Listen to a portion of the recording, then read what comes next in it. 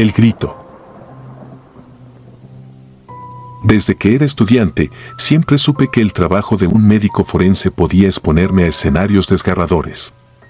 Me preparé para ello, leí manuales extensos, revisé infinidad de registros fotográficos y testimonios sobre muertes violentas, estudié con obsesión cada aspecto de la anatomía humana. Pensé que nada podría sorprenderme una vez que empezara a ejercer.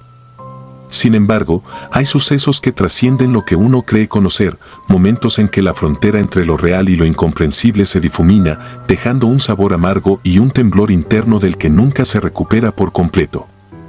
Recuerdo el día exacto en que mi certeza colapsó. Yo trabajaba en un pequeño pueblo de Argentina, un lugar donde la gente se conocía por nombre y apellido, y en el que la mayoría de los casos forenses eran rutinarios. Accidentes de tráfico, muertes naturales de ancianos, alguna pelea ocasional que terminaba en tragedia. Nada tan extremo como lo que estaba por enfrentar.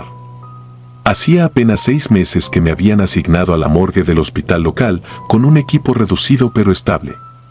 El lugar no era muy grande, apenas contábamos con un par de planchas de acero, un refrigerador angosto y un laboratorio improvisado al costado. Aún así, éramos eficientes en nuestro trabajo y nunca había sentido un escalofrío al cruzar esas puertas hasta ese momento. Aquel día llegó un cuerpo distinto a todos los que había visto. Me lo entregaron en una camilla desgastada, acompañada de un silencio espeso.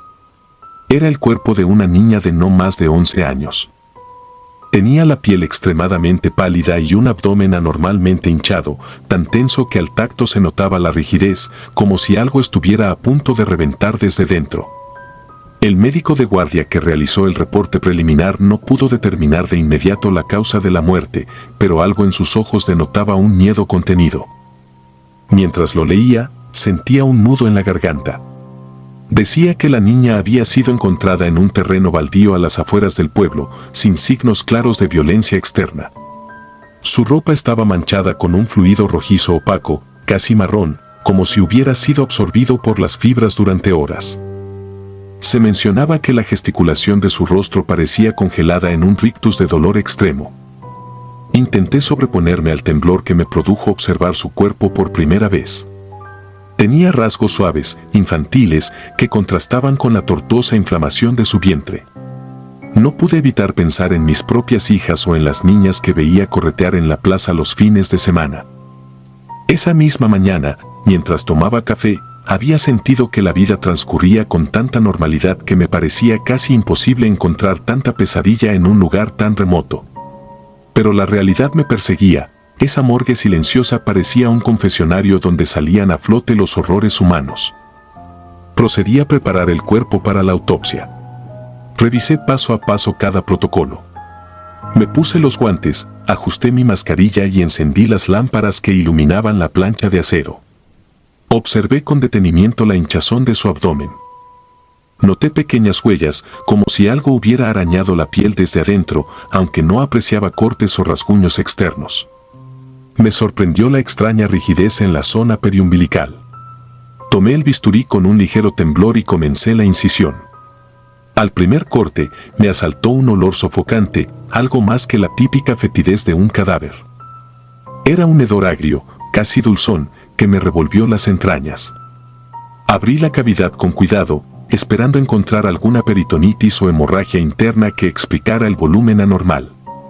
Sin embargo, lo que vi me hizo soltar una exclamación ahogada y retroceder un paso, aturdido por la impresión. Allí, en medio de sus vísceras, había algo ajeno, imposible. Entre los intestinos retorcidos, vislumbré una forma inconfundible, una muñeca de trapo, cubierta de fluidos oscuros. Su rostro estaba deformado, sus ojos eran unos botones que parecían haberse fundido con la sangre coagulada. Tenía lo que antes pudo ser un vestido, ahora hecho jirones. La expresión de esa muñeca me erizó la piel, como si en vez de una simple costura, tuviera una mueca aterrada, la boca abierta en un grito congelado.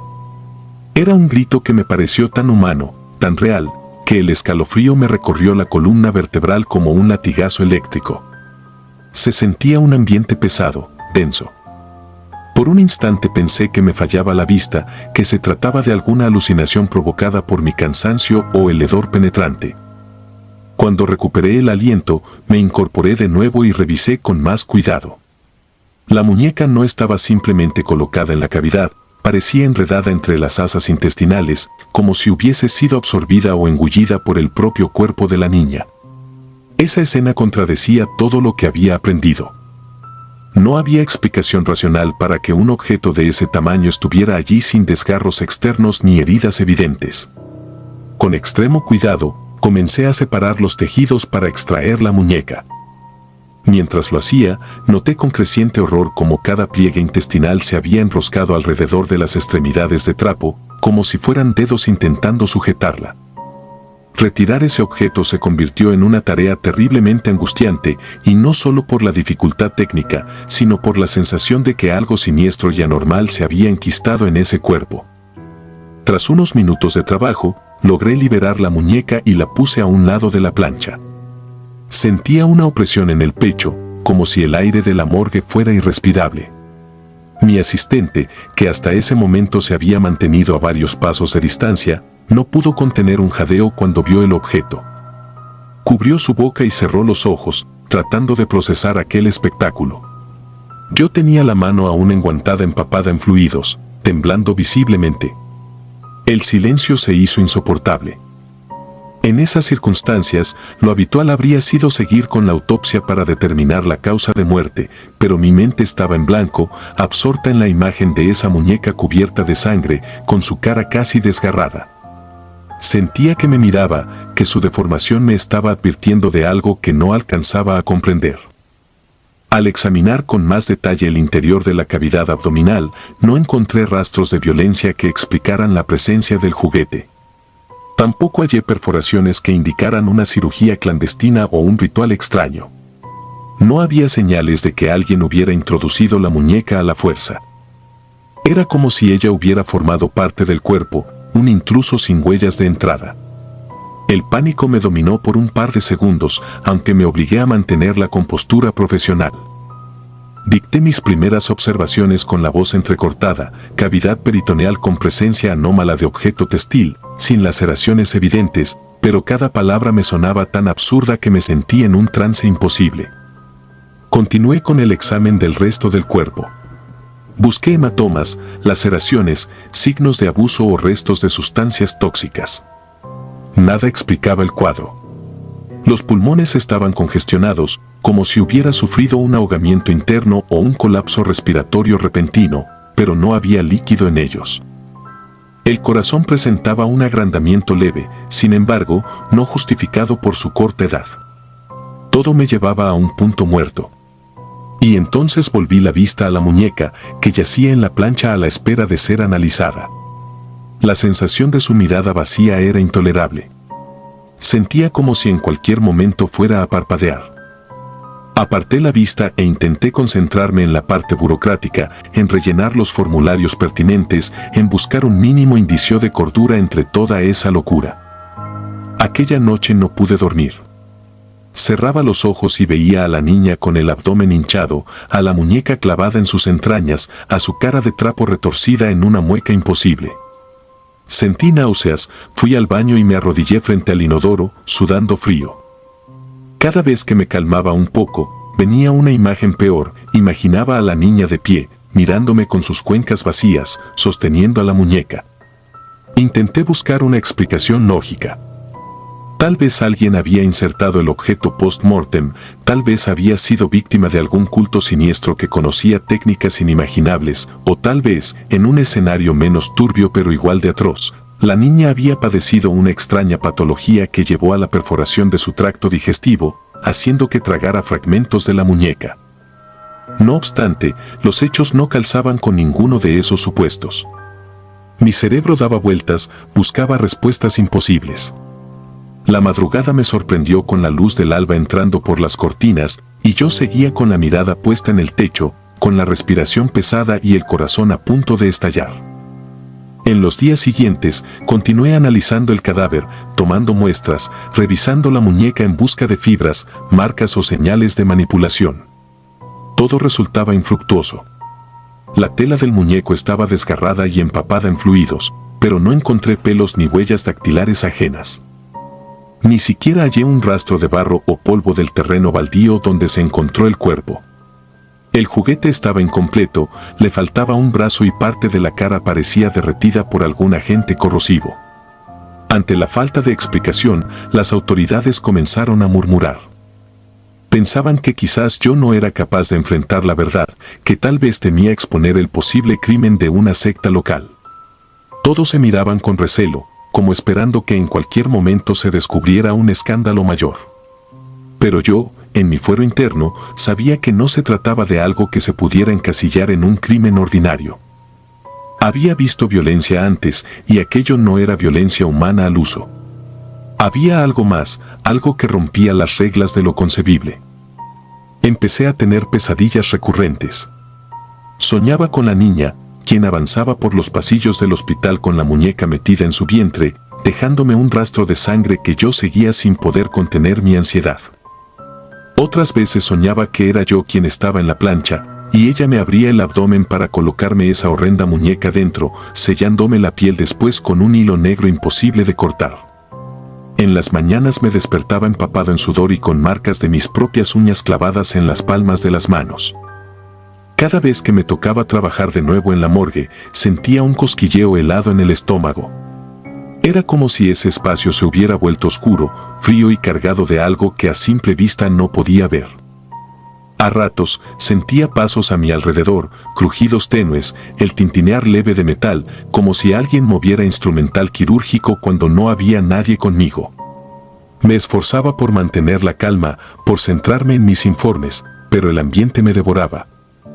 Empecé a notar que mis compañeros de trabajo también estaban más tensos de lo habitual, aunque ninguno se atrevía a confesar que sentía lo mismo. Preferíamos fingir profesionalismo, como si nada fuera más importante que archivar datos y sellar informes.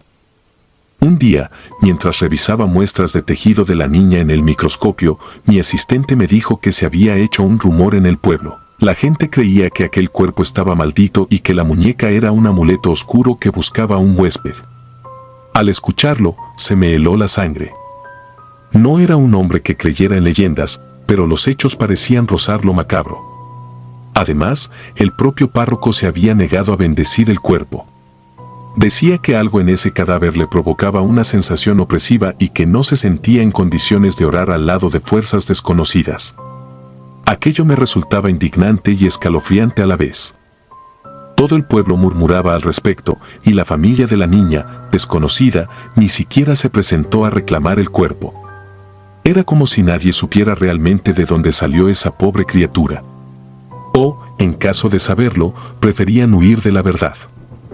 Finalmente, logramos identificar a la niña gracias a un registro local que coincidía con su descripción física, pero el asunto se volvió aún más confuso cuando descubrimos que estaba reportada como desaparecida desde hacía 3 años. Tenía un nombre y una dirección, pero al acudir a la vivienda, solo hallamos ruinas de una casa quemada. Nadie en el barrio quería hablar de ello. Cada persona que entrevisté en las calles me rechazaba con la mirada baja, alegando ignorancia. Un par de viejos soltaron medias frases acerca de tragedias pasadas y de supuestos cuentos que se contaban para asustar a los niños desobedientes. Sentí que me adentraba en un entramado de secretos oscuros, como si todo el pueblo supiera algo que yo desconocía y callaran por puro terror. A medida que avanzaba la investigación, mis noches se convirtieron en un suplicio. El insomnio me consumía. Cerraba los ojos y veía la autopsia, el bisturí abriendo la piel, la revelación de la muñeca y su rostro deformado, ese gesto de grito silencioso y eterno. Empecé a escuchar crujidos en mi propia casa, pasos en el pasillo, la puerta del refrigerador de mi cocina abriéndose sola en la madrugada. Al principio pensé que era el viento o mi imaginación, pero todo se repetía con tal precisión que me resultó imposible descartarlo como un simple fenómeno natural. Cuando mis llaves empezaron a aparecer en lugares insólitos o la puerta de entrada aparecía sin seguro cada mañana, me invadió la paranoia. Sentía que algo me acechaba, algo que había salido de esa autopsia.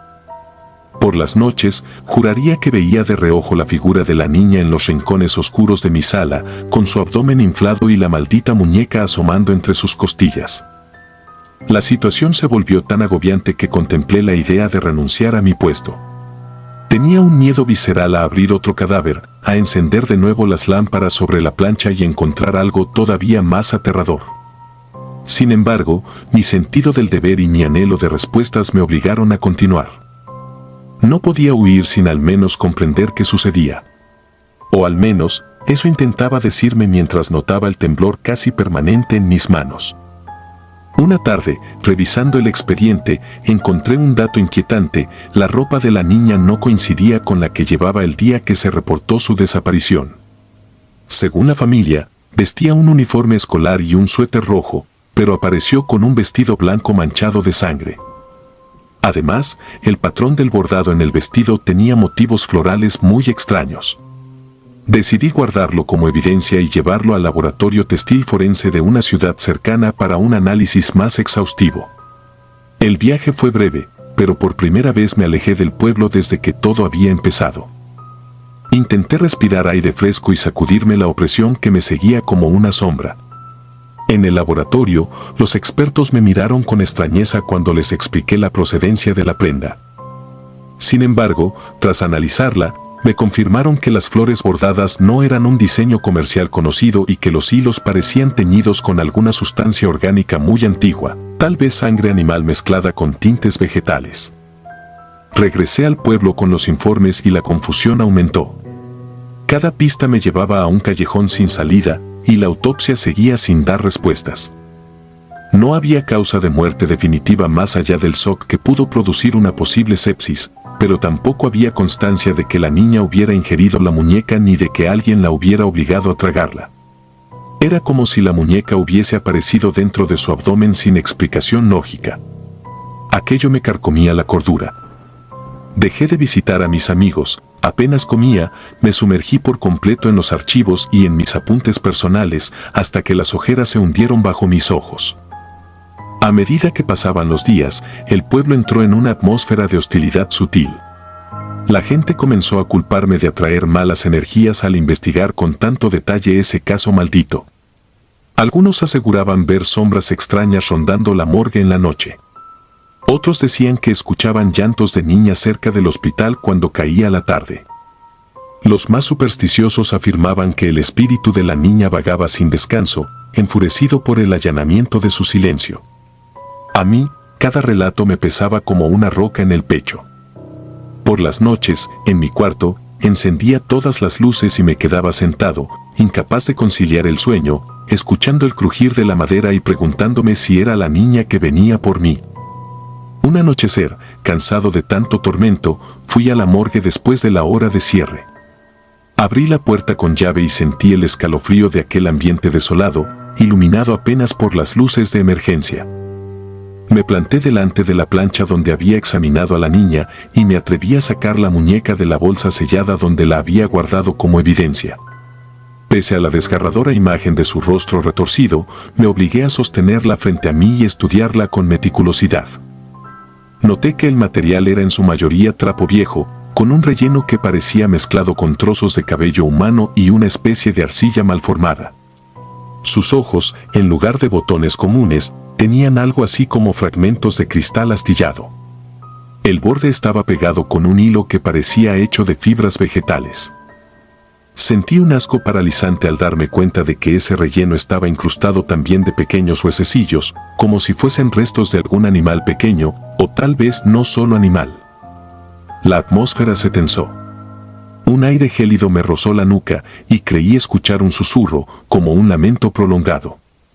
Me quedé completamente inmóvil, sosteniendo esa muñeca infecta, temblando tanto que casi se me cayó de las manos.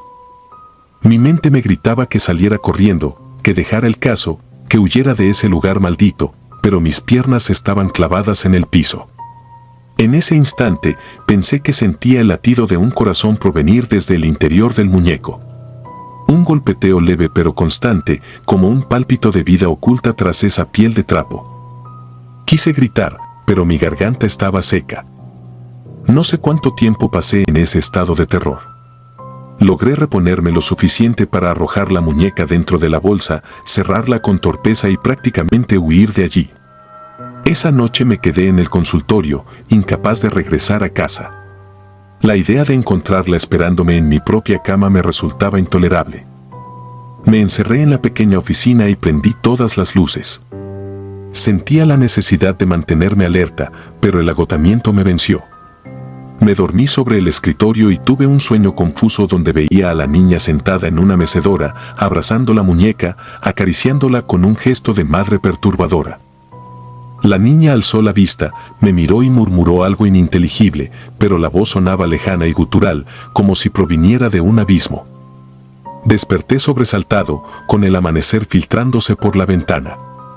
Fui a buscar la bolsa donde había guardado la muñeca, temblando al pensar en lo que podría encontrar.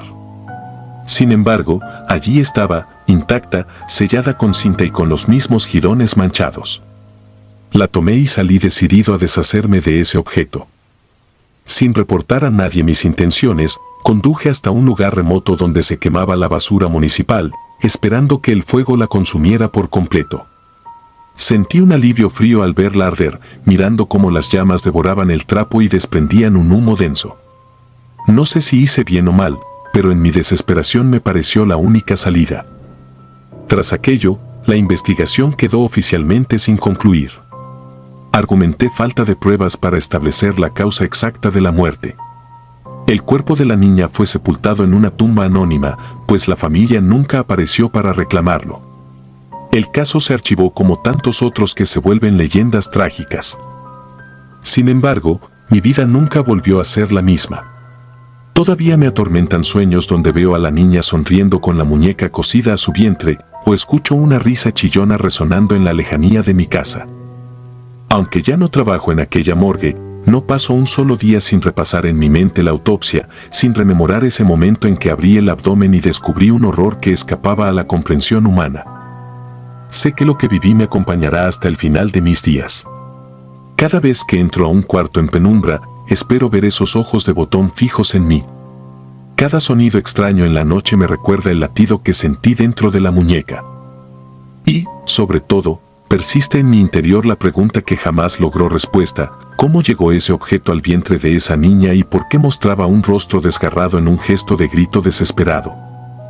He leído reportes de casos paranormales, he consultado con colegas que investigan fenómenos inexplicables, pero nadie me ha dado una explicación satisfactoria.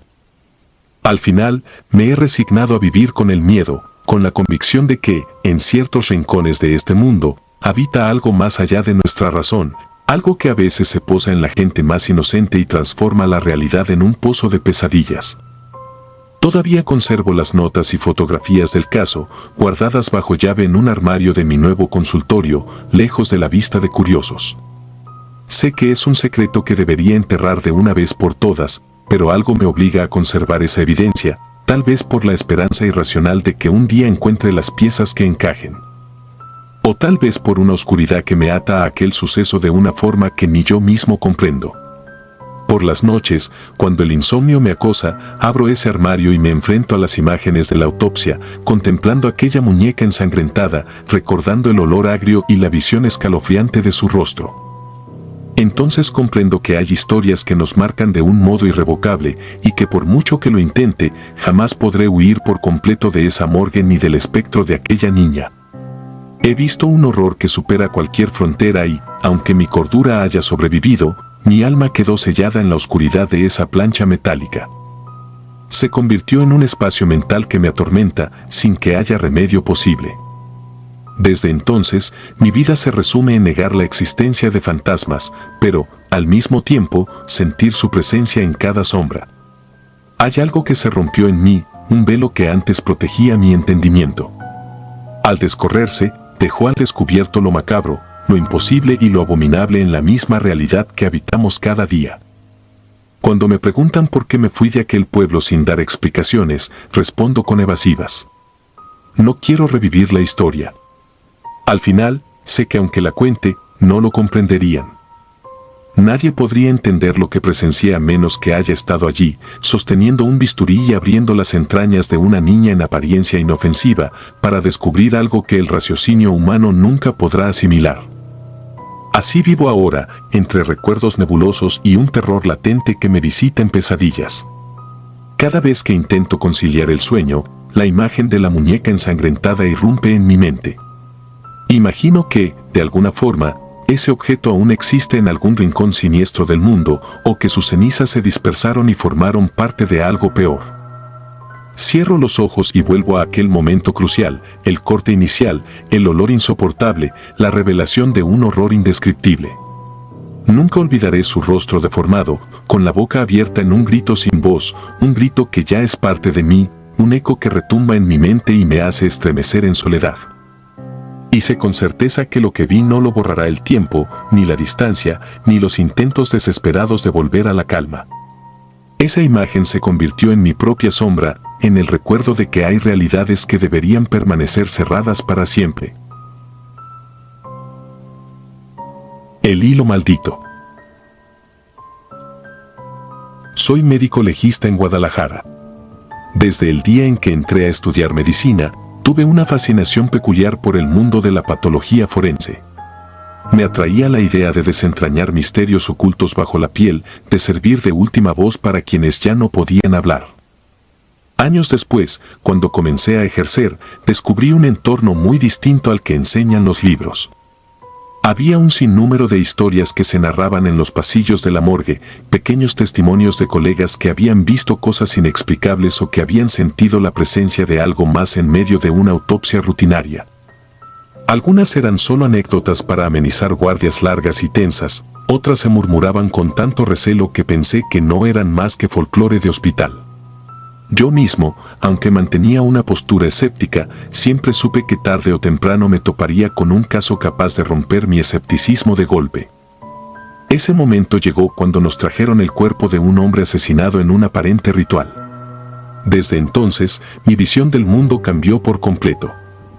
Recuerdo aquella tarde con una claridad inquietante. Era un día caluroso, de esos que hacen que el olor de la morgue sea más penetrante. Había terminado de redactar un informe sobre un caso de muerte violenta cuando un compañero de turno me informó que la policía municipal acababa de enviar un cadáver con características muy inusuales. No era raro que en la zona aparecieran cuerpos con señales de violencia extrema, pues el Estado y el país vivían tiempos duros. Sin embargo, la expresión de mi colega, lleno de una mezcla de incredulidad y miedo, me preparó para lo peor. El cuerpo llegó envuelto en una sábana blanca, ya manchada de un rojizo oscuro que se percibía casi seco. Todo indicaba que había sufrido algún tipo de mutilación. La pequeña etiqueta atada a su tobillo izquierdo anunciaba el nombre del occiso y describía de manera concisa: posible asesinato ritual. Múltiples heridas. Olor extraño. Al leer aquello, sentí un leve escalofrío, pero mi deber era mantener la profesionalidad. Revisé la plancha de acero inoxidable donde lo colocaríamos, mis instrumentos estaban listos y encendí la luz principal que colgaba en el centro de la sala de autopsias, esa bombilla intensa que a veces parece iluminar no solo la carne, sino también las historias que hay detrás de cada herida. Tomé un primer vistazo rápido. Era un hombre de mediana edad, complexión delgada, ojos entreabiertos y con restos de algo que parecía sangre seca en el rostro. En el tórax se apreciaban incisiones que no parecían hechas con cuchillón ni con ningún arma blanca común. Eran figuras irregulares, casi simbólicas, dispuestas alrededor del pecho y el abdomen. A esa hora, todavía no tenía toda la información, pero supe de inmediato que no estábamos ante un asesinato ordinario. Comencé el procedimiento. Llevaba ya varios años en la práctica forense, así que mi pulso y mi control emocional estaban entrenados para soportar escenas desagradables. Pero cuando removí la sábana por completo, descubrí unas marcas dibujadas a lo largo de los brazos y las piernas que me provocaron un nudo en la garganta. Parecían runas o trazos rituales. Intenté respirar profundo para no desconcentrarme. A mi alrededor, el silencio era casi sepulcral, el aire acondicionado zumbaba al fondo y mis pasos retumbaban sobre las baldosas frías. Abrí el expediente preliminar y leí los detalles que la policía había reunido. Lo encontraron en una casa abandonada, rodeado de velas negras, símbolos tallados en las paredes y un olor sulfuroso impregnándolo todo. Había escuchado historias de rituales satánicos y prácticas de brujería, pero nada se comparaba con el aspecto tan meticuloso de esas marcas. Tomé el bisturí para hacer la primera incisión en el torso, justo en la línea media, cuando noté algo extraño. Al retirar parte del tejido, un líquido rojo muy intenso brotó de la cavidad, pero no era la sangre habitual. Su textura era más viscosa y desprendía un olor metálico y antiguo, como si hubiese estado contenido en un recipiente oxidado. Recordé que alguna vez, en clases de toxicología, estudiamos sustancias que podían teñir los fluidos corporales, pero no lograba relacionar ese hilo rojo con ningún compuesto conocido. El hedor era insoportable y tuve que cubrir mi nariz con la manga de mi bata. Seguí el procedimiento, con cuidado de no salpicar ese fluido. Me intrigaba saber de dónde provenía exactamente.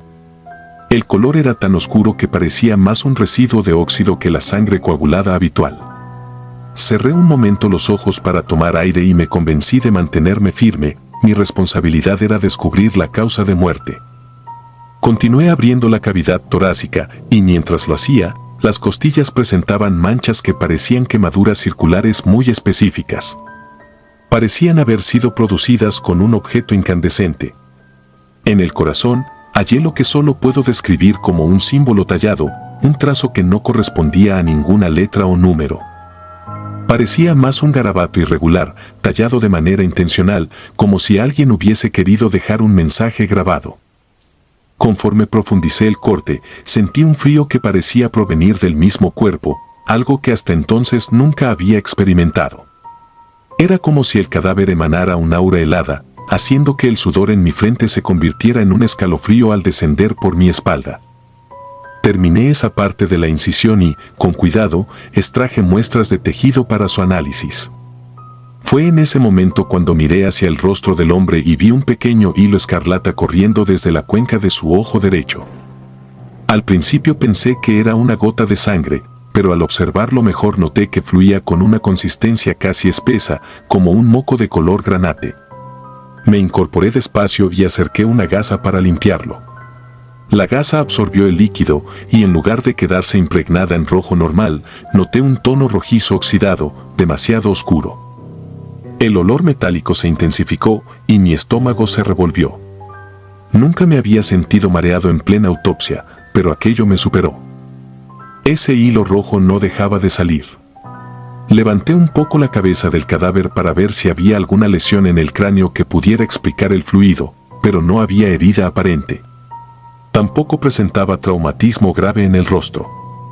Todo parecía provenir de sus ojos, como si el líquido tuviera vida propia y decidiera escapar por las cavidades oculares. Intenté limpiarlo de nuevo, pero cuando giré el cuerpo para inspeccionar la espalda, ese hilo siguió deslizándose sin pausa. La ropa quirúrgica que llevaba empezó a mancharse con salpicaduras que manchaban no solo mi bata, sino también mi conciencia con una sensación inusitada de terror. Fue ahí cuando recordé que la policía había encontrado en la casa de la víctima velas negras y símbolos extraños. Esa imagen se clavó en mi mente y por un instante me sentí invadido por un temor que no podía explicar con la lógica médica. Tomé un frasco estéril y recogí un poco de ese fluido para enviarlo a toxicología, con la esperanza de encontrar una explicación científica que me devolviera la cordura. Después de todo, los científicos buscamos respuestas basadas en la evidencia, no creemos en supersticiones. Pero en el fondo, algo me decía que esta vez no hallaría consuelo en el microscopio. Al terminar la autopsia preliminar, anoté en mi reporte las peculiaridades: posible sacrificio ritual, lesiones con formas simbólicas, fluido rojo de origen incierto y olor metálico penetrante. Cerré la bolsa del cadáver y me dirigí a la zona de refrigeración. Aún así, cuando atravesé el pasillo de luces frías y paredes desnudas, sentí que no avanzaba en línea recta, como si el pasillo se alargara. Me detuve un instante para recuperar el aliento y juraría que escuché un susurro. Un sonido muy suave, casi inaudible, que se colaba entre el zumbido de los focos y el eco de mis propios pasos.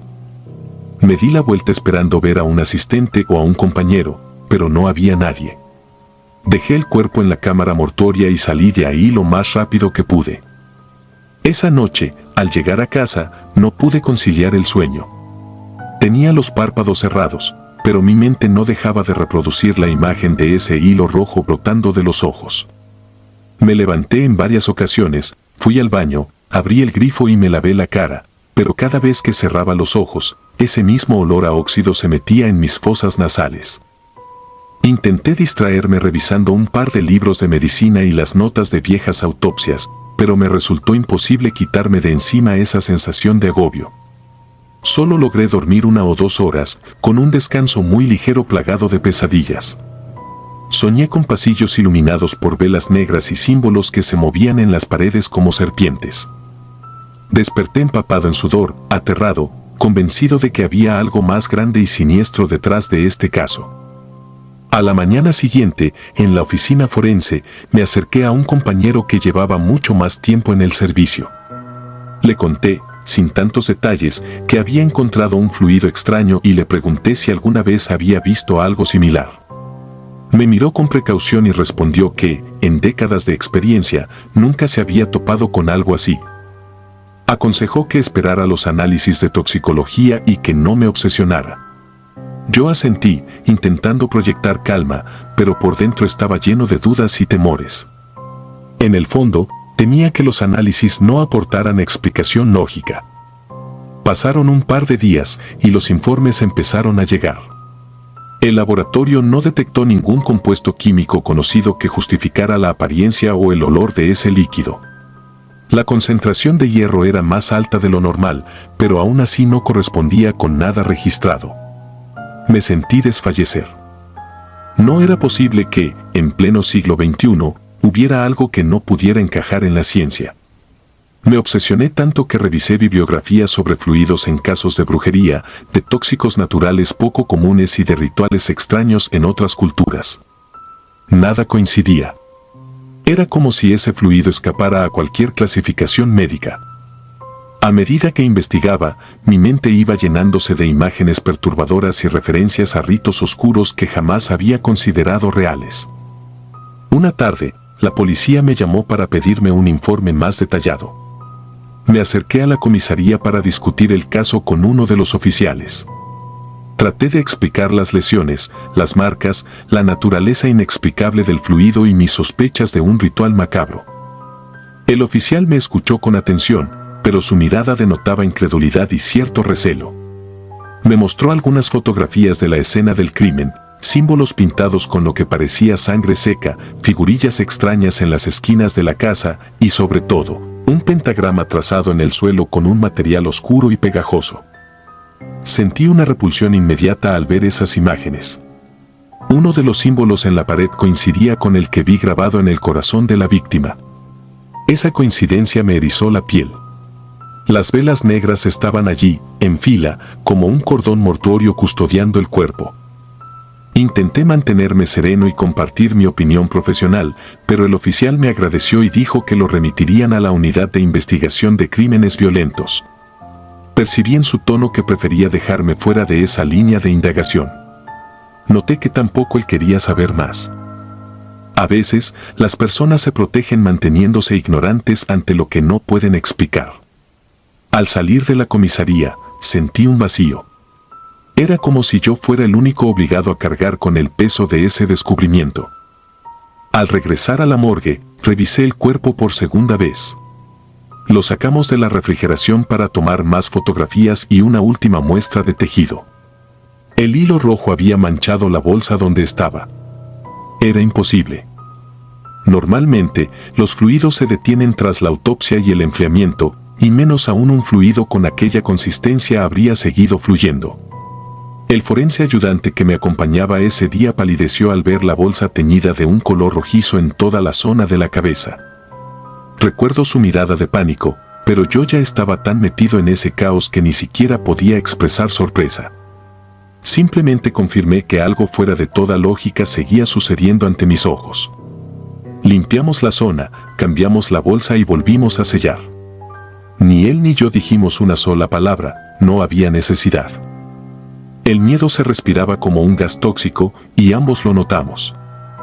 Esa noche, al salir, mis nervios estaban al borde del colapso.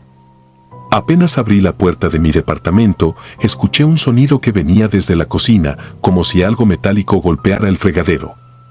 Entré con cautela, encendí la luz y no vi a nadie. Todo estaba en su sitio.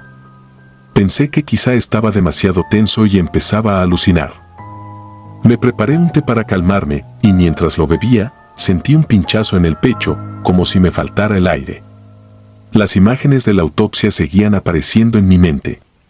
Intenté comer algo, pero el nudo en la garganta me lo impidió. Esa noche tampoco logré descansar. Me la pasé dando vueltas, mirando a las sombras de mi habitación y sintiendo que en cualquier momento un ente indefinible se asomaría por la puerta para observarme con ojos rojos. A las pocas jornadas, comenzaron a surgir rumores en la oficina de que la víctima había estado involucrada con un culto que practicaba sacrificios y que, supuestamente, sus miembros creían haber pactado con entidades oscuras. Algunos comentaban que, si uno intervenía en esos rituales, corría el riesgo de quedar marcado. Me negué a darle importancia a rumores de pasillo, pero conforme pasaban los días, las evidencias en mi vida se volvían aterradoras. A ratos, en la soledad de la sala de autopsias, oía pasos suaves que se detenían justo detrás de mí. En la ducha, llegué a oler ese matiz metálico del fluido pegándose a las baldosas, a pesar de saber que estaba solo. Comencé a preguntarme si, de alguna forma, ese cadáver había traído consigo algo que se había quedado conmigo. La policía no avanzaba mucho en la investigación, o al menos no compartía información. Cada vez que pedía datos, me decían que no había nada nuevo. Finalmente, me contactó un agente veterano, con voz y gestos tensos, para pedirme las muestras remanentes y las fotografías en alta resolución. Lo hice con rapidez, deseando que alguien más ofreciera una respuesta racional a todo esto. Pero el oficial me miró con lástima cuando le pregunté si habían encontrado algo en la casa que justificara la naturaleza de ese fluido. Solo negó con la cabeza y, justo antes de despedirse, me dijo en voz baja que no siguiera hurgando, que esos temas no eran para nosotros. Pasé los siguientes días sumido en un estado de ansiedad casi permanente. Mis manos temblaban al sostener el bisturí. Cerraba el refrigerador de la morgue lo más pronto posible, evitaba mirar el nombre de aquel hombre en la lista de cadáveres. Cada vez que tenía que pasar por la cámara mortuoria, sentía un escalofrío, como si algo me acechara desde el interior. Evité al máximo hacer nuevas autopsias yo solo. Comencé a sufrir episodios de insomnio y pensé en acudir a un psiquiatra, pero temía que me dieran de baja temporal por estrés postraumático. Mi reputación se vería afectada y también mi carrera. Un par de meses después, vino lo más aterrador. Un día, revisando el archivo de casos cerrados, vi el número de expediente del ritual. Con curiosidad malsana, abrí la carpeta digital y descubrí que se había clasificado como homicidio con móvil desconocido. No había pistas de perpetradores ni sospechosos. El informe final apenas mencionaba los rituales y no explicaba la naturaleza anómala del fluido. Todo estaba redactado con frialdad burocrática, como si hubieran decidido sepultar la verdad bajo lenguaje técnico. Sentí rabia al notar que los símbolos extraños, las velas negras y todo el trasfondo satánico quedaban reducidos a un par de líneas en el informe. Pero al mismo tiempo, un miedo todavía mayor me embargó al entender que quizás lo mejor era no saber más. Traté de seguir con mi vida. Sin embargo, las pesadillas continuaban. Cada noche soñaba con un cuarto oscuro iluminado por una sola vela negra y con un espejo que reflejaba mi imagen sosteniendo el cadáver de aquel hombre. Veía el hilo rojo salir de sus ojos y gotear en mis manos, tiñéndolas de un color sucio y metálico. A veces, al despertar, sentía un cosquilleo helado en los dedos, como si un residuo invisible continuara pegado a mi piel. Mi familia notó mi cambio de carácter y preguntó qué me ocurría. Solo atiné a decir que estaba estresado por el trabajo, sin atreverme a contar la verdad. En una ocasión, me encontraba revisando los cuerpos de la semana y al dar la vuelta al pasillo, me pareció ver, por el rabillo del ojo, a un hombre de pie junto a la camilla. Llevaba una sudadera oscura y la capucha puesta. Quise encararlo por colarse en zona restringida, pero al mirar directamente en esa dirección no había nadie. Sentí como mi corazón se aceleraba y pensé que estaba sucumbiendo a la paranoia. Volví a concentrarme en la rutina forense. Al entrar en la oficina, un golpe de calor me sacudió, como si alguien hubiera encendido un horno a máxima potencia. Luché por serenarme. Bebí agua y salí a la calle para respirar aire fresco. Esa tarde pedí permiso para salir antes. Sentía que en cualquier momento me vendría un colapso nervioso. Una noche, tras un guardia agotadora, me desperté de una pesadilla más violenta que las anteriores.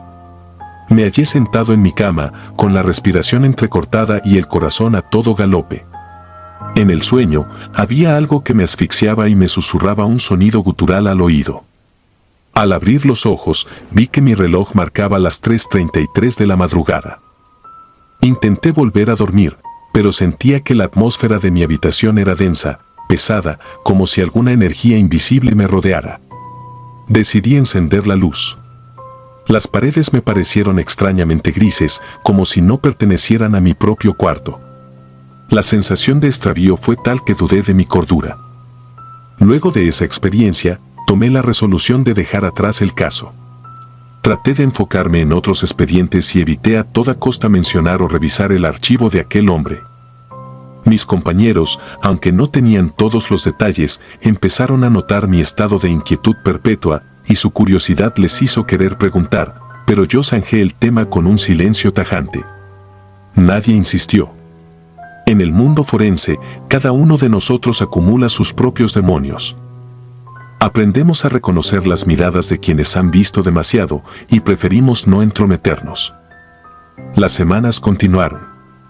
Poco a poco, mi vida pareció retomar una frágil normalidad. De vez en cuando, en guardias solitarias, creía escuchar pasos o el ruido de la bandeja de instrumentos como si cayera al suelo. Sin embargo, al revisar, no encontraba nada fuera de lugar.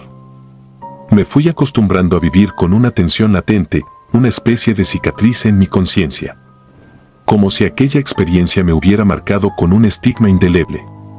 Empecé a ir a misa los domingos, no por devoción religiosa, sino buscando una paz que la ciencia, en esta ocasión, no me daba. Intentaba convencerme de que, tal vez, mi mente me jugaba malas pasadas por el exceso de trabajo y la naturaleza perturbadora del caso. Un día, uno de mis superiores me llamó a su oficina.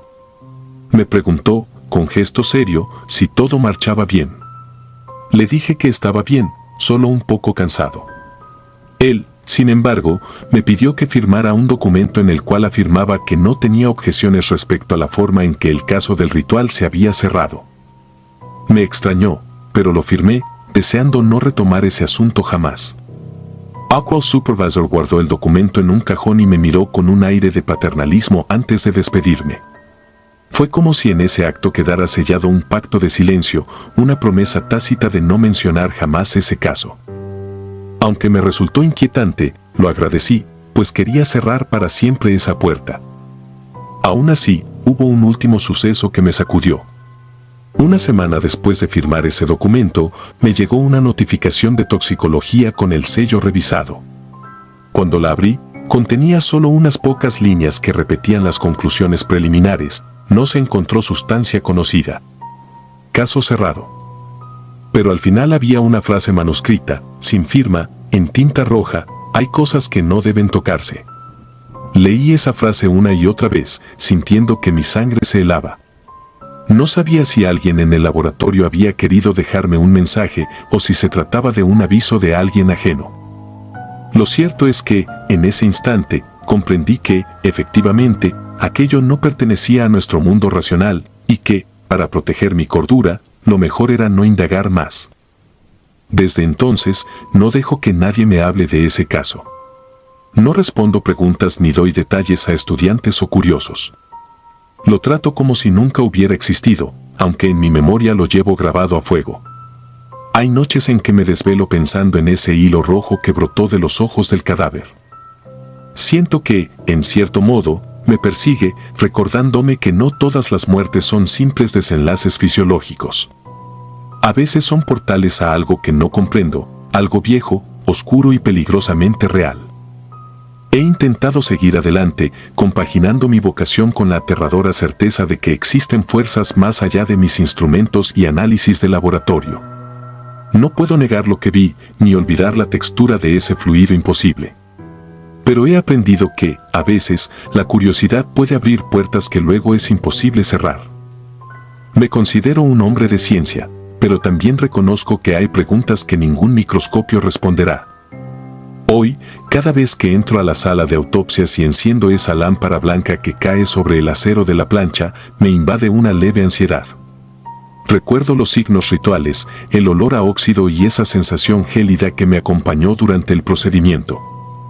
Sé que debo reprimir esas imágenes y hacer mi trabajo, porque cada cuerpo merece mi atención profesional, pero mi mente jamás olvida que en una de esas planchas se extendió un cadáver que parecía burlarse de la razón médica.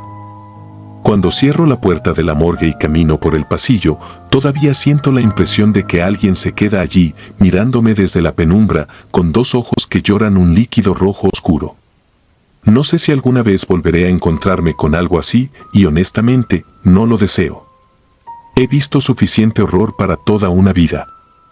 Sin embargo, la herida de la curiosidad no sana del todo.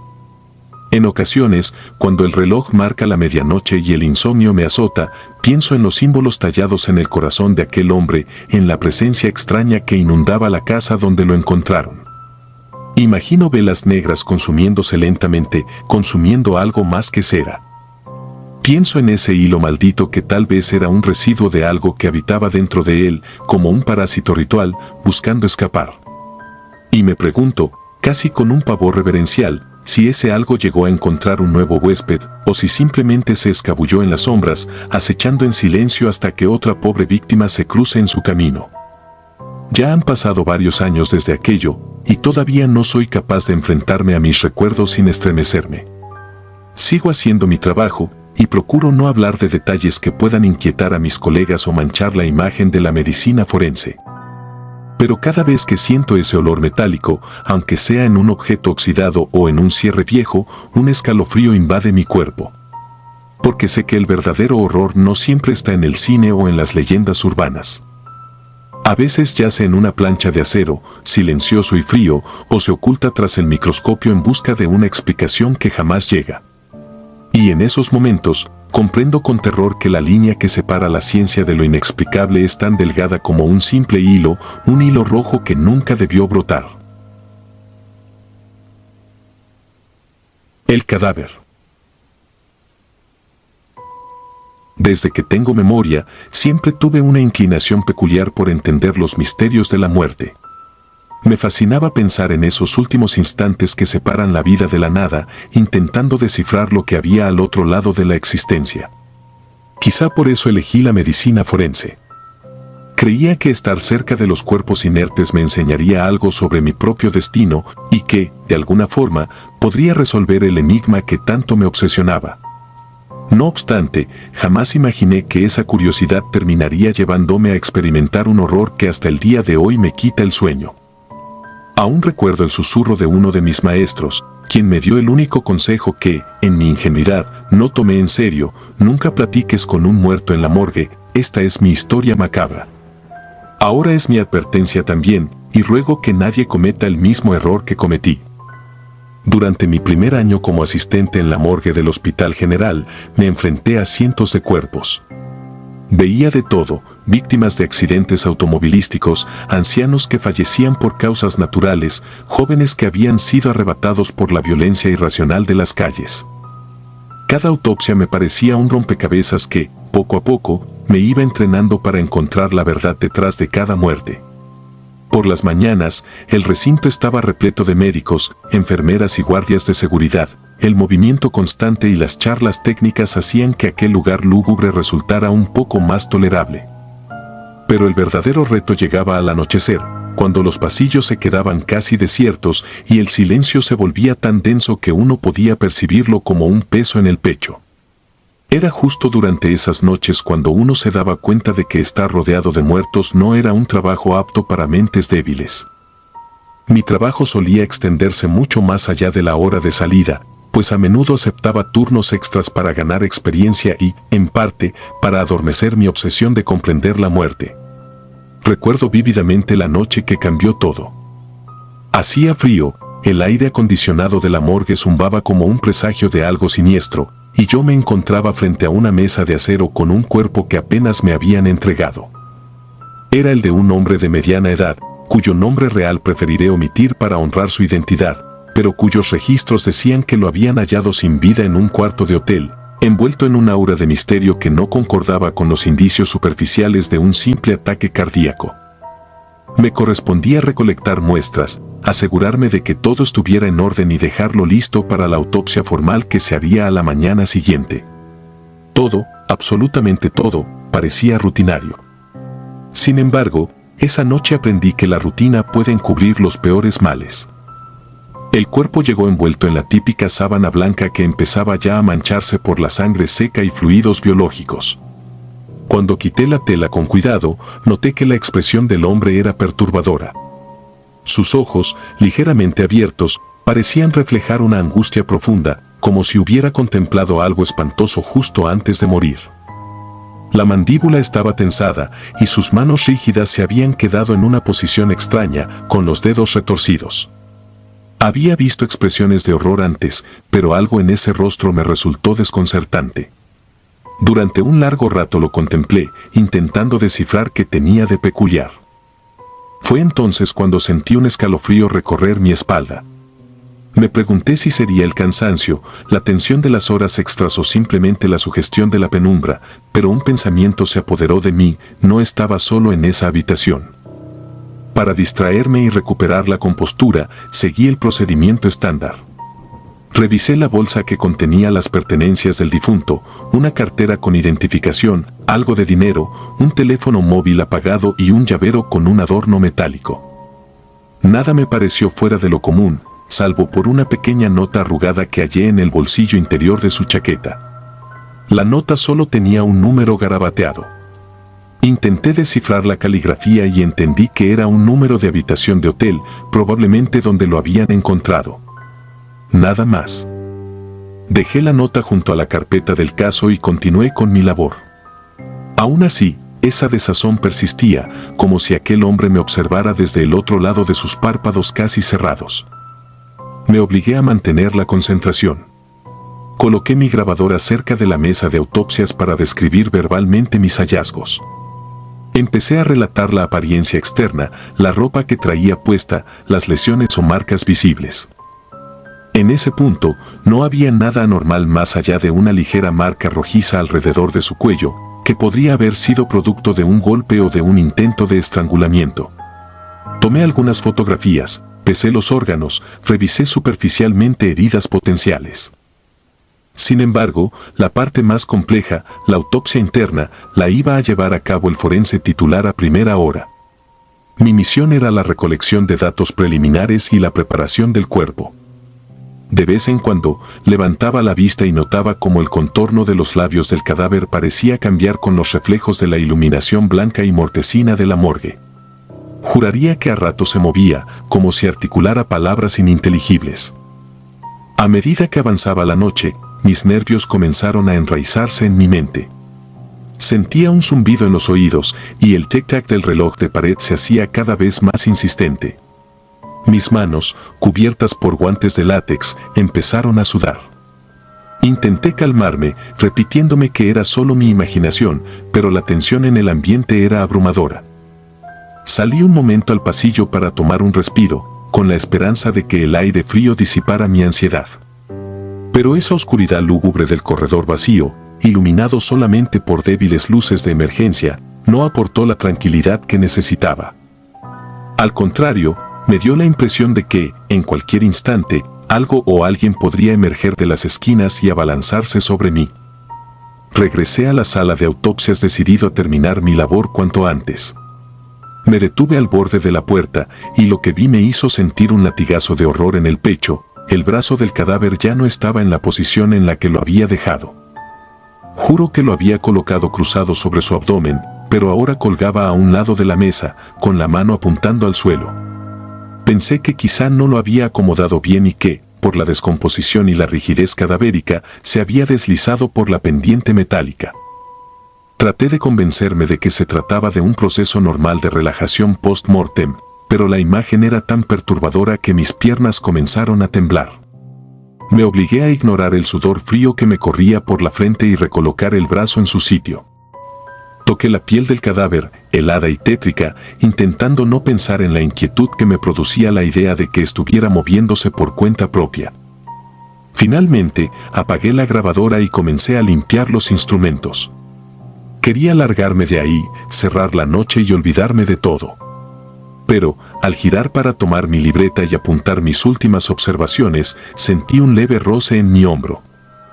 No fue un golpe brusco ni una presión fuerte, solo un roce imperceptible, casi como si una mano flotara al pasar junto a mí. Me quedé paralizado, incapaz de voltear para comprobar si se trataba de una corriente de aire o de algo peor. Cuando por fin reuní el valor para mirar alrededor, no vi nada ni a nadie. Aún así, el terror que se instaló en mi pecho era tan real como el latido de mi propio corazón. Decidí que era el momento de cerrar la sala de autopsias y llevar la carpeta del caso a la oficina principal. Recogí mis cosas, revisé que todo quedara ordenado, cubrí de nuevo el cuerpo y caminé hacia la puerta. Fue entonces cuando lo escuché. Al principio creí que mi mente me estaba jugando una mala pasada, pero volví a escucharlo con más claridad. Era un gemido suave, lastimero, que provenía del interior de la sala. Era imposible que esa emisión sonora viniera del cadáver, pero no había nadie más en ese lugar. Sentí que mi pecho se apretaba al recordar la advertencia: nunca platiques con un muerto en la morgue. Tenía la urgencia de huir de ahí y fingir demencia, pero la lógica profesional me decía que debía verificar si acaso no se había quedado alguien atrapado, tal vez algún empleado de limpieza o un alumno distraído. Aquello me parecía inverosímil. Sin embargo, regresé mis pasos, encendí la linterna de mi teléfono y apunté a cada rincón. Tras unos segundos de inspeccionar debajo de las mesas y detrás de los biombos, no hallé nada. No había nadie. Sin embargo, por segunda vez, el mismo lamento ronco, apenas un susurro, resonó en la penumbra. Dudé un momento, tragando saliva con dificultad. Sentía que, con cada segundo que pasaba, mi razón se quebrantaba un poco más. Experimenté una tensión mental extraña, como si, de pronto, la persona en esa fría camilla no estuviera muerta del todo. Sin saber muy bien por qué, me acerqué al cadáver y, por un instante que jamás podré borrar de mi mente, sentí la urgencia absurda de preguntarle si estaba vivo. Obviamente no lo estaba. Lo comprobé con mis manos temblorosas, sintiendo la rigidez de su cuello y la helada superficie de su piel. Pero en cuanto mis dedos rozaron de nuevo su carne, una fuerza indescriptible me empujó a retroceder. Caí de espaldas contra una de las mesas auxiliares y el choque metálico resonó en aquel ambiente estéril. Trastabillé para ponerme de pie, mirando con estupor la silueta inmóvil del muerto, que parecía haber cobrado una presencia casi amenazante.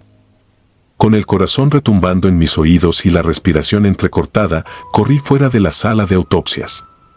En el pasillo, la tenue luz parpadeaba con un tic casi hipnótico. Me quedé unos instantes apoyado contra la pared, intentando recobrar la calma. Pensé en llamar al forense titular o al guardia de seguridad, pero la vergüenza y el temor a que me tomaran por un demente me mantuvieron paralizado. Preferí regresar a mi cubículo y cerrar la puerta con llave, esperando que la noche pasara y el cambio de turno me librara de aquel suplicio. Me senté en mi escritorio, apoyé la cabeza en mis manos y cerré los ojos. Sin embargo, cada vez que intentaba tranquilizarme, me parecía escuchar el eco lejano de un lamento que atravesaba los muros. Por más que me esforzara, no podía sacarme de la cabeza la idea de que aquel cuerpo se resistía a abandonarme. El insomnio y la ansiedad me tuvieron atrapado por horas.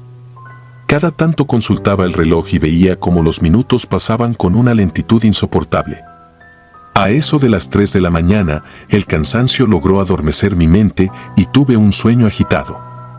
Soñé con el hombre que yacía en la mesa de autopsias. En mi visión, él se incorporaba con un quejido profundo, con la piel pálida y los labios morados, y caminaba hacia mí dejando un rastro de sangre oscura a cada paso. Sus ojos no reflejaban nada humano, solo un abismo negro que parecía devorar la luz. Yo quería correr, pero mis pies estaban pegados al suelo como si fuera barro. El difunto extendía sus manos huesudas y me tomaba por el cuello, susurrando algo ininteligible que sonaba a maldición. Desperté empapado en sudor, con la garganta seca y un miedo tan atroz que apenas me permitía respirar. Cuando por fin amaneció, lo primero que hice fue tratar de salir de la morgue para tomar un poco de aire fresco y aclarar mis pensamientos. Ni siquiera tuve valor para pasar de nuevo frente a la sala de autopsias. Sin embargo, apenas crucé el umbral de la salida, me interceptó un agente de la policía forense que necesitaba la firma de confirmación de ingreso de un nuevo caso. Fui con él hasta la recepción y mientras llenaba los papeles y anotaba la hora de ingreso, no dejaba de pensar en lo que había pasado la noche anterior. Tenía un nudo de ansiedad en el estómago. El forense titular llegó poco después y me saludó como cada mañana, sin notar mi semblante demacrado. Me preguntó si había adelantado algo sobre el caso del hombre hallado en el hotel.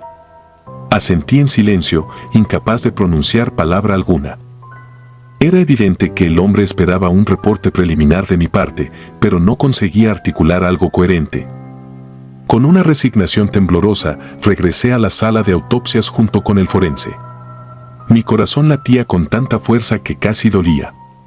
Abrimos la puerta y encontramos todo tal cual lo había dejado, excepto por un detalle que me heló la sangre: la grabadora que había apagado estaba encendida y emitía un sonido estático. El forense levantó una ceja, extrañado, y me preguntó por qué la había dejado funcionando. Balbuceé una excusa poco convincente. Él presionó el botón de detención y entonces noté que el contador marcaba aproximadamente 2 horas y media de grabación adicional. Me sentí mareado solo de pensar en que podría haberse registrado en ese lapso. El forense examinó el cuerpo con toda la calma y profesionalismo que lo caracterizaban. Sus métodos eran impecables, revisaba con cuidado la cavidad bucal, los ojos y hacía mediciones precisas en cada órgano. Yo permanecía a un lado, con una sensación de paranoia cada vez más intensa. Intentaba convencerme de que no sucedería nada extraño a plena luz del día y con alguien más en la sala, pero aún así no podía contener mis manos temblorosas. Para mi sorpresa, el forense notó una marca extra en el cuello que la noche anterior yo no había distinguido con tanta claridad. Se trataba de un hematoma que tenía la forma de unos dedos finos, como si alguien hubiera intentado sujetar la garganta del difunto con fuerza. Quise mencionar que lo había visto vagamente, pero la garganta se me cerró al recordar la escena de mi pesadilla. Sentí náuseas, pero me contuve para no hacer el ridículo frente a mi superior. Tras un rato, el forense se marchó para procesar los datos y me dejó la tarea de limpiar y recoger. Sin embargo, esta vez la luz del día hizo la atmósfera un poco menos opresiva. Igual, no dejaba de sentirme observado. Era una locura, ya lo sabía, pero no podía evadir esa inquietud que vibraba en mi interior. Terminé rápidamente y salí de allí con la firme determinación de no volver a quedarme solo en la morgue durante la noche. Y, durante unas semanas, lo cumplí. Evitaba a toda costa los turnos extra, buscaba la compañía de algún compañero si tenía que permanecer hasta tarde y, siempre que podía, huía del sitio antes de que anocheciera. Pero, por desgracia, mi profesión y mi obsesión por la muerte me llevaron de nuevo a aquella fosa de tinieblas. Fue alrededor de un mes después que me tocó el turno nocturno otra vez. Me habían asegurado que habría más personal, pues se esperaba un incremento de casos por un fuerte accidente en la carretera. Sin embargo, las horas pasaron y el aluvión de cadáveres nunca llegó, así que mis compañeros terminaron marchándose. Al filo de la medianoche, me quedé completamente solo, encerrado con mis peores recuerdos y con la mente invadida por el miedo. Traté de concentrarme en mi trabajo, esforzándome en procesar un par de informes pendientes, evitando pensar en la sala de autopsias que se extendía a pocos pasos de donde yo estaba. En un momento dado, sentí un leve crujido provenir del pasillo. Apagué la luz de mi cubículo para ver mejor a través de la puerta entreabierta. Mis ojos se adaptaron a la penumbra y, aunque no distinguía una silueta clara, me pareció ver un movimiento fugaz, como si alguien pasara corriendo en dirección a la sala de autopsias. El pánico me cerró la garganta, pero mi sentido del deber me obligó a investigar. Tomé una linterna y avancé con pasos quedos, mi respiración resonando en mis oídos. Cuando llegué a la puerta, estaba ligeramente entornada y percibí un olor extraño, algo parecido a la putrefacción que no correspondía a ningún cuerpo reciente, sino a uno mucho más antiguo. Sentí náuseas. Empujé la puerta con suavidad y la escena que se presentó ante mí me dejó petrificado. Al fondo de la sala, por encima de una de las mesas de acero, se percibía una forma oscura, casi espectral. Parecía una sombra más espesa que la penumbra misma, de contornos irregulares, y se cernía sobre un cuerpo que, según mi registro, llevaba ya varios días en refrigeración. Noté que la sombra se agitaba, como si exhalara un vapor o bruma venenosa, y luego fue desapareciendo hacia el techo, deslizándose por las paredes hasta perderse en el rincón más lejano de la sala. Me quedé helado, sin ser capaz de procesar aquello. Cuando me acerqué temblando, no hallé nada, excepto el cuerpo rígido y un hedor intensificado. Era un olor abrumador, como si la muerte se hiciera presente en forma de gas. Mis ojos comenzaron a llorar a causa del tufo insoportable. Me cubrí la nariz con un pañuelo y retrocedí hasta el umbral, con un temblor incontrolable en las piernas. Supe entonces que ya no era mi imaginación lo que jugaba conmigo, algo nefasto se anidaba en esa morgue. Mi mente se negaba a creerlo, pero mis sentidos me lo confirmaban con crudeza. Volví sobre mis pasos y cerré la puerta con llave. Me refugié en mi cubículo y marqué el número del guardia nocturno, pero nadie contestó. Probé con el de la recepción y tampoco tuve suerte. Era como si me hubieran dejado a merced de las tinieblas. No me atrevía a poner un pie fuera del cubículo.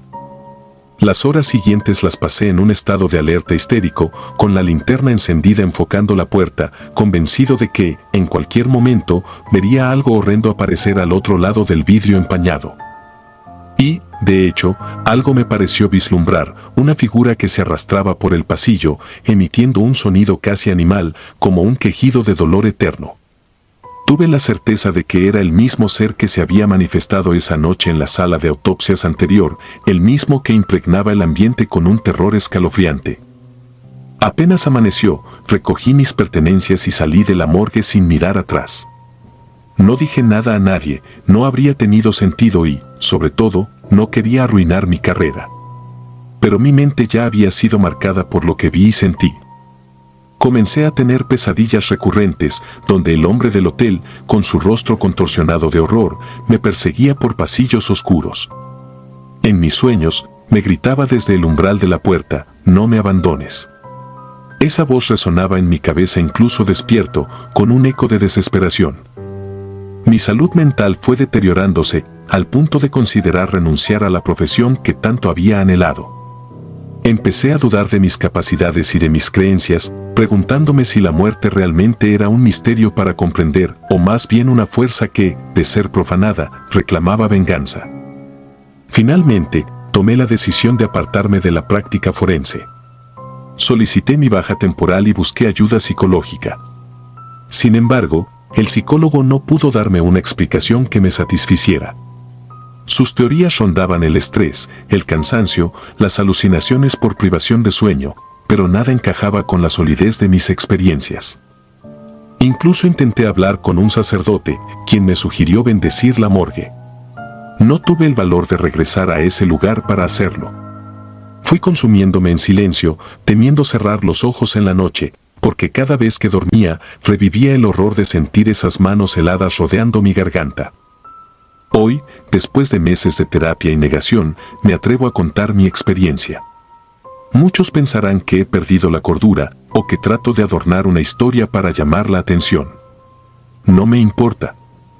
Solo sé que necesito advertir a cualquiera que se introduzca en ese mundo silencioso y helado de las morgues, existen fuerzas que se arraigan en el filo entre la vida y la muerte, energías que se alimentan de la desesperación de las almas que no descansan, y a veces esos ecos se aferran a los cuerpos para manifestarse.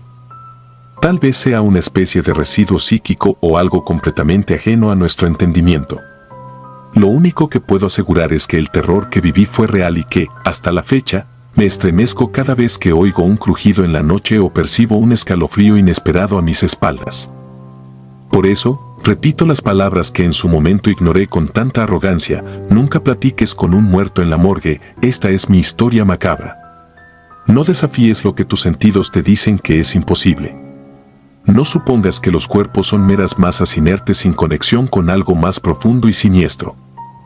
Hay secretos escondidos entre las gélidas losas de acero, susurros que retumban en la oscuridad, y si no te armas con la debida cautela, corres el riesgo de que algo más allá de la muerte te extienda su mano espectral. Ese fue mi error. Creí que podía cuestionar los límites del entendimiento humano sin consecuencias, y al final terminé atrapado en una espiral de horror indescriptible. Ahora vivo con la certeza de que hay cosas que es mejor no indagar, porque la curiosidad puede abrir puertas que jamás deberían abrirse. Cada noche, antes de acostarme, imagino esos pasillos solitarios y fríos. Me veo a mí mismo, con el rostro pálido y ojeroso, recorriéndolos con pasos titubeantes. Escucho el murmullo de algún infortunado espíritu que se resiste a desaparecer y casi puedo sentir sus dedos huesudos arañando mi conciencia. Todavía no sé si lograré librarme de estas pesadillas, porque la marca del miedo que deja un encuentro con lo imposible no se borra fácilmente. Sin embargo, si aprendí una verdad inquebrantable, la muerte es un umbral del que no debemos burlarnos ni abusar, y los muertos, aun en su silencio, pueden clamar justicia o venganza, o simplemente buscar un canal para dejar su impronta en nuestra realidad. Yo fui ese canal, y me arrepiento cada segundo. Este es mi relato, mi testimonio de lo que sucede cuando te adentras demasiado en los abismos de la muerte sin la protección adecuada. Nací con curiosidad por descifrar los enigmas de la existencia y terminé pagando un precio altísimo que consumió mi cordura. Ahora comparto mi experiencia con la esperanza de que otros que se crucen con situaciones similares se abstengan de caer en la tentación de buscar respuestas más allá de lo evidente. Porque, a veces, la ignorancia es una bendición y el silencio, una barrera protectora contra lo que nuestra mente no está preparada para comprender. Y hoy, con la voz temblorosa, les digo, a manera de plegaria y advertencia final, si algún día trabajan en una morgue o se ven forzados a permanecer en ella durante la noche, recuerden mis palabras. No rompan la quietud de los cadáveres ni escarben en sus secretos indecibles. No le hablen a quien ya no está en este mundo, y por ningún motivo intimen con esa línea tan delicada entre lo vivo y lo muerto. Porque si lo hacen, puede que no haya vuelta atrás. Y entonces conocerán, igual que yo, el auténtico significado de lo que es el horror. Si disfrutas de los relatos, te invitamos a apoyarnos con un like y un comentario, ya que eso nos ayuda muchísimo. Además, si aún no estás suscrito o suscrita, te animamos a formar parte de la comunidad del terror. Muchas gracias por escucharnos y por tu apoyo.